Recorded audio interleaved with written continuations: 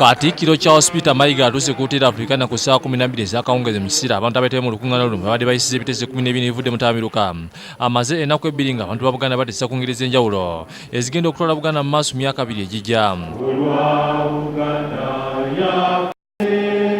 Mu bimu ku biteeso kuliko Buganda okubagasa emateeka waayo, okutandikawo etterekero ly'ebitabo okuyamba abavubuka okutondayo emirimu, okwekenneenya oba Buganda yeetaaga okuyingira omukago gw'obuvanjuba bwa Afrika n'endala nnyingi. Mubaka waatise Katikkiro Ssaabasajja Kabaka akubiriza abantu ba Buganda okuba tooki mu lugendo lwa Buganda olujja n'emiziki egiri mu lugendo basobole okugivuunuka.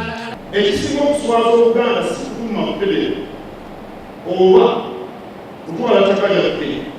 Ekisinga okuswaza Obuganda bwavu. Singa mukitegedde mwana w'omugenyi omugabo.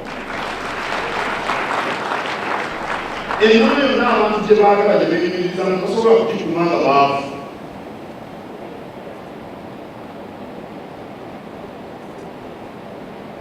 We must create wealth. Agambye nti Buganda erina okusosowaza ebintu eby'enjawulo ebinaagituusa ku ntikko omuli obweruufu, obuyiiya, obunyiikivu n'obukozi.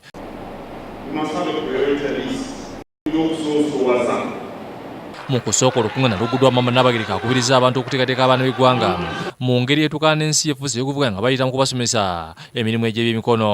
What practical investments in our children and young people should we make that define their future? How do we ensure flexibility in the education system in ways that can meet the changing needs and realities of our children?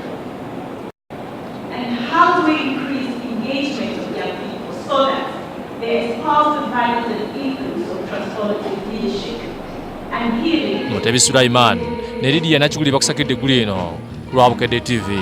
I